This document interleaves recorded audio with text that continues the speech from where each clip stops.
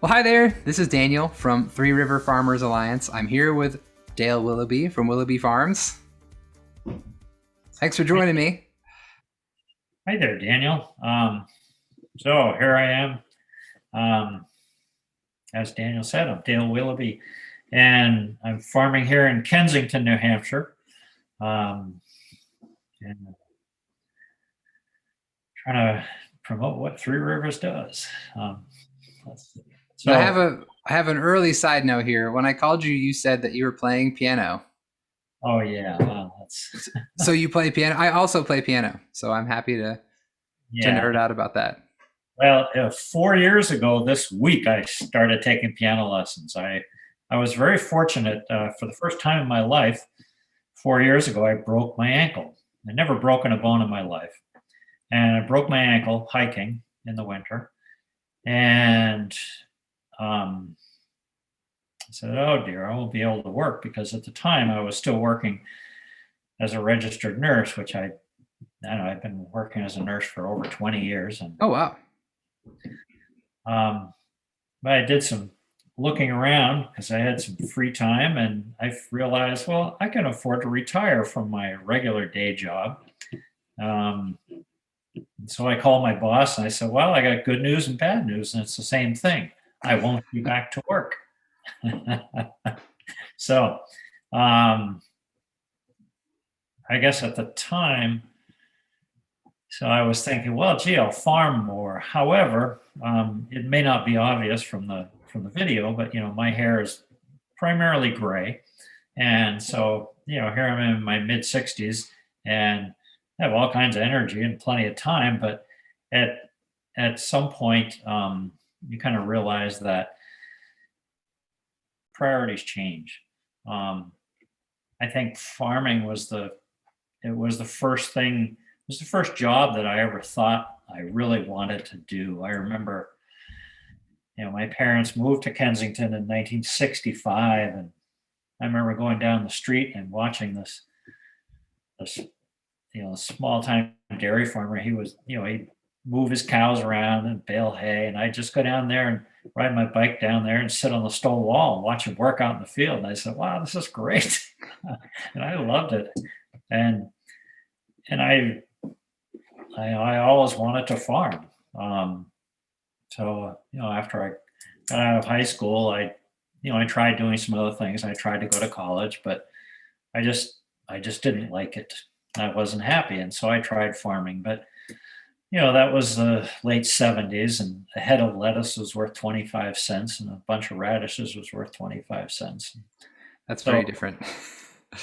yeah, yeah. So food really was was remarkably cheap. And in many respects, food still is fairly cheap. However, it is more valuable relative to some things. Um, so, whereas 40 years ago, I really couldn't, even though I was living in my parents' house and didn't have any overheads, I was using borrowed land. I just couldn't, I just couldn't make enough money to survive. And so, and then some other life occurrences came along, and I ended up going to college and went to nursing school, and it provided me a decent living until I broke my ankle. Right. However, even though I was working as a nurse, for a while I was working for the visiting nurses out of Concord, and I would kind of plan my, in the spring, I would plan my travels so that I would have time off so that I could go home in the middle of the day to make sure my cold frame was open and I could water my plants. And so, so here I am, let's see, in the 70s. And when did I stop farming? In the early 80s. So here it was, probably 2005. I'm all of a sudden, my wife and I are starting a CSA, and and I was having a great time. That's awesome. That's a really unique story, or kind of an interesting way to get Yeah, to it. I mean, as I'm meeting a lot more farmers, of course, and people involved in agriculture, I find that a lot of people are, it's easy to assume that people are just lifers, that I started doing this and I've done it every day since. It's the only thing I know how to do or want to do is kind of what you hear a lot. So it's very interesting, your experience about having a passion for it, but then kind of finding your way back to it is really very Well, cool. yeah, it wasn't really. I don't think it was particularly planned out. It was where we ended up. It was in a different town, and but we had some land, and I actually cleared land and put in drainage, and at first we had a garden, and the garden just got bigger, and I said, well, we could grow more. So we did, and all of a sudden we have an 80 share CSA, and my Wow. wife and I both have full-time jobs. But so it was in the mid 20 teens, I think in 2014 or 2015, I moved back to Kensington. Um, and we don't own any land here. The land that we use belongs to a childhood friend, Alan Tuthill. And I've known him since we were in second grade. I've known him longer than anybody I'm not related to. And when my first full-time job out of high school, I worked for the farmer that rented his the same land from his parents. And now here it is, all these years later, I'm using that same land. So I That's really guess, interesting that you have that long connection there. Um, yeah, so I I normally ask people if they have a particular mission statement or like an overarching goal as an organization or a farm. Is there anything that you have as kind of a driving force or particular mission statement? yeah, I think there's a couple things that stand out, and one is that I'm really a temporary, you know, I'm here temporarily. And so it's really my responsibility to leave this land in better condition than I started using it, because it's going to be here. Hopefully, it'll be here forever, and somebody else can use it. So, as a temporary steward, I need to make the land better. Um, I guess and sort of related to that, um, is that I I kind of look at myself as, because I am in my mid 60s. It's really time to look at what is going on the farm as a business, and what is going to happen with that. And unlike some farms that have, that own a lot of land and buildings, how do they pass that on to heirs? I don't have any of that. However, that being said, what I'm doing now is a profitable business. So how can I shape that so that it helps somebody in the future? And it's the only crop we're growing at this point is garlic. And there are a couple of businesses that we wholesale large quantities of garlic to. And if,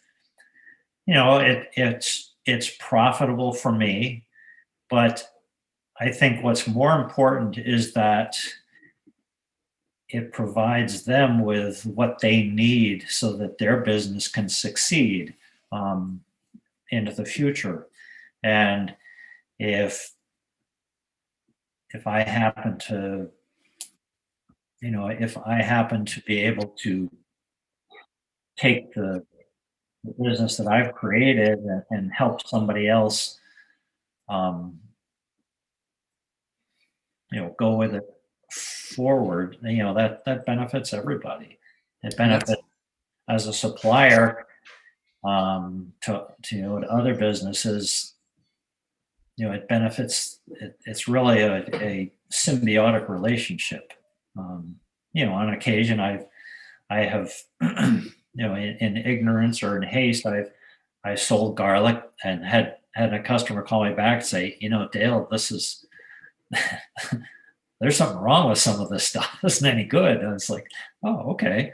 Well, give them more. You don't charge them for more. You don't complain about it. You look at it. Yeah, I made a mistake because, you know, if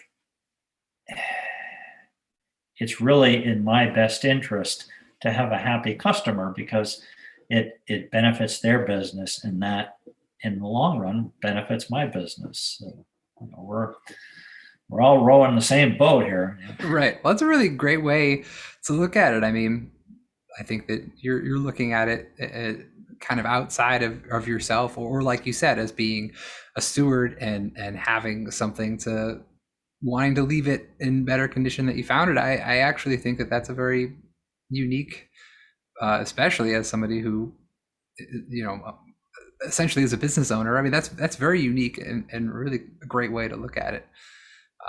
Well, yeah, but I also enjoy it. I have days I'm out there outside and I just look around and it's like, this is, this is the nicest place in the world I could be right now. It's beautiful here. The great surroundings. I love it. It's like, why would I want to be doing anything else? Right. I mean, that's the best thing. Yeah. It's So the best thing to hear. Yeah, that's awesome.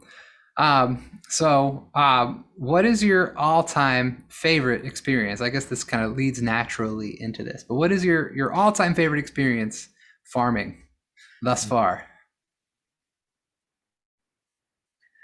I huh, the I really love looking around on the farm when I am working outside. And sure, there are days when it's hot and miserable, and sometimes any job is just a job. Um, Right. but but yeah, sometimes I just look around, and as I said earlier, it's just a beautiful place to be. And sure, there are other things that I like to do for fun. I'd like to, take off and go to the mountains and go hiking, and particularly in the winter. Um, but you can't do that all the time. At some point, you got to do something with your time, um, and I, I, I the this farming, there's really a combination of being process oriented and goal oriented, and they really work together.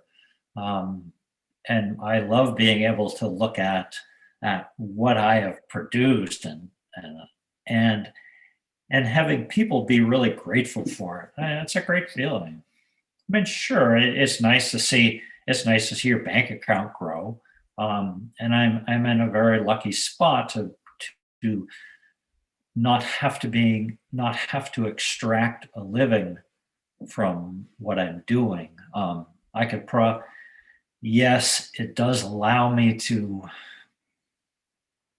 It certainly makes it easier to be retired from a a full time professional job, Yeah. uh, but um, it's it's really a great satisfaction to you know to, to look at a truck full of garlic that's going off to somebody and they're happy and I'm happy, and I just look at it. It's like, the stuff's beautiful. It really Yeah. I is mean, fantastic. sounds like you love what you do, and that's so important. Well, how does Three River Farmers Alliance contribute to what you do? How do we work together? Yeah. So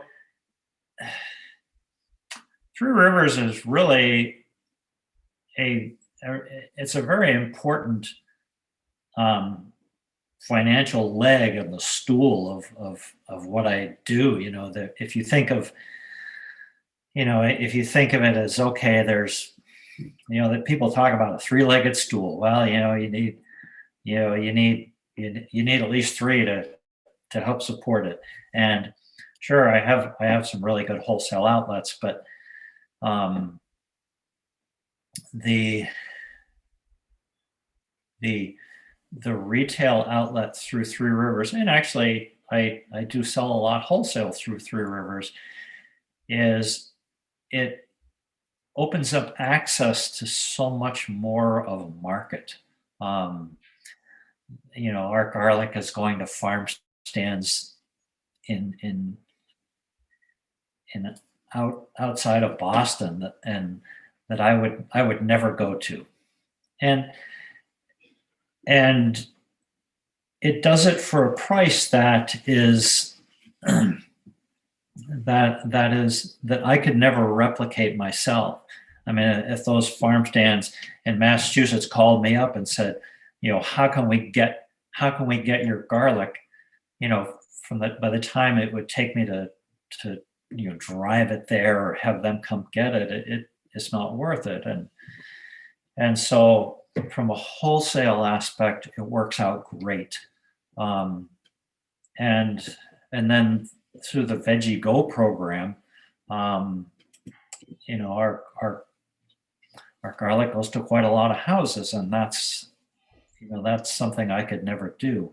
Um, one of the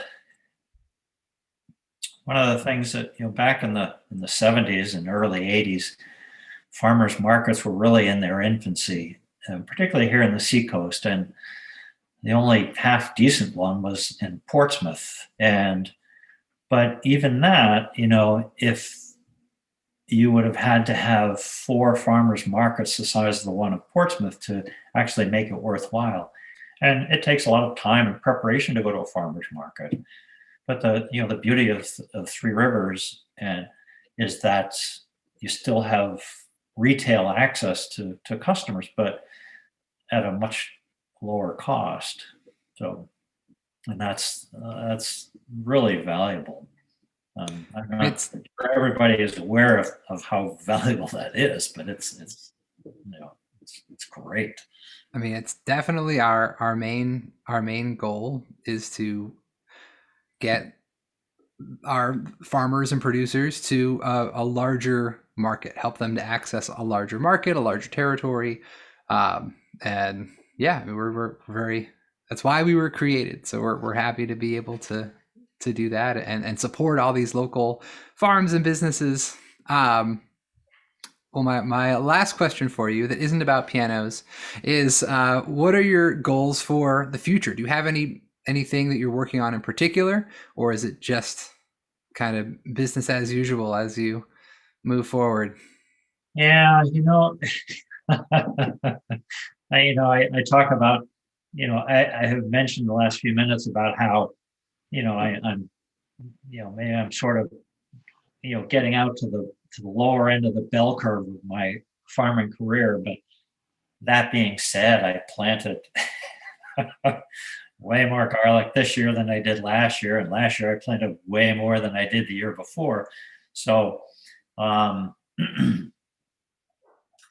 there are small things that just make my life easier. Um, People think about how hard it is to go out and be bent over and planting garlic and whatnot, but you know once you grow to a certain size, there are small items of automation that make life so much easier. I'm so happy I live in the machine age. Yeah, I imagine that making Yeah, a big difference. yeah, the farmer's version of the child's bedtime prayer.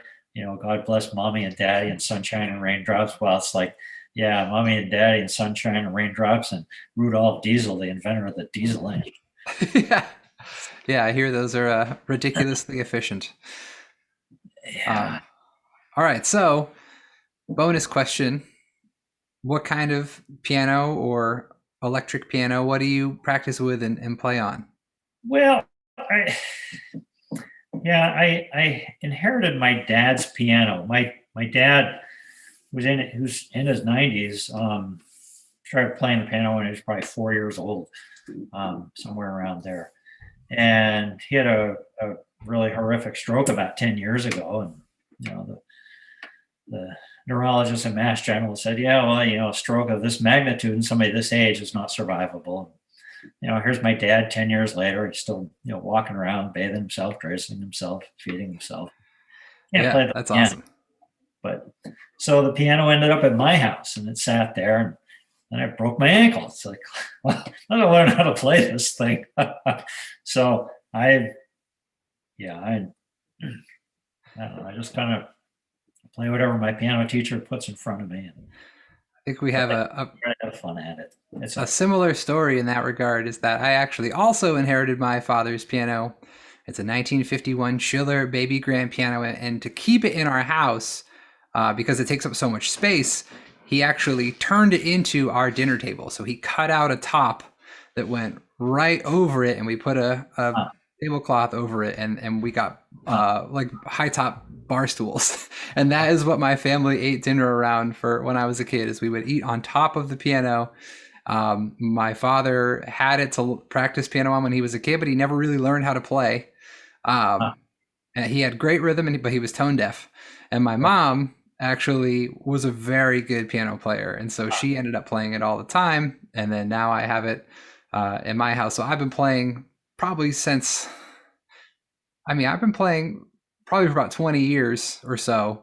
I should probably be better than I am, but it's something that I've always had to be able to enjoy, and kind of like your father, the fighting spirit, I guess you could say. I mean, my father was given 6 months to 2 years to live from cancer in 1996, and he made it until 2019. So he turned the 2 years into 22 years.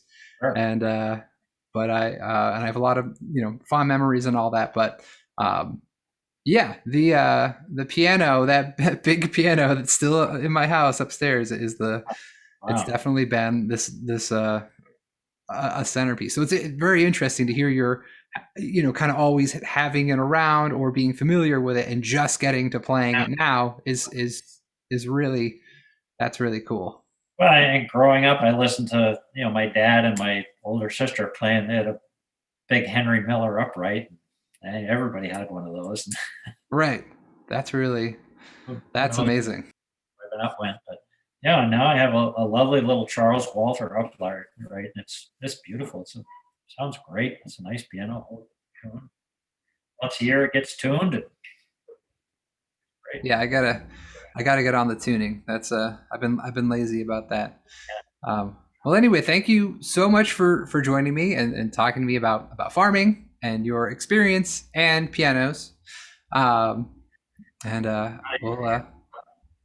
And I'm, as I say, I'm really grateful for Three Rivers to give us an opportunity to actually make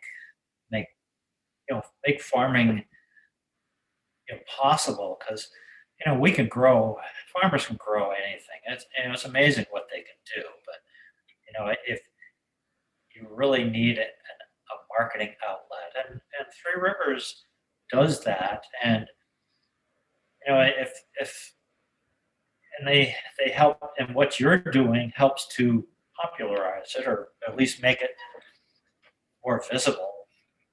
That's Dunkin' Donuts, Pizza Hut, they don't need, they probably think they need more opportunity in marketing, but there's one in every corner. So obviously that's a profitable business, and there are fewer and fewer farms around. So who really needs help?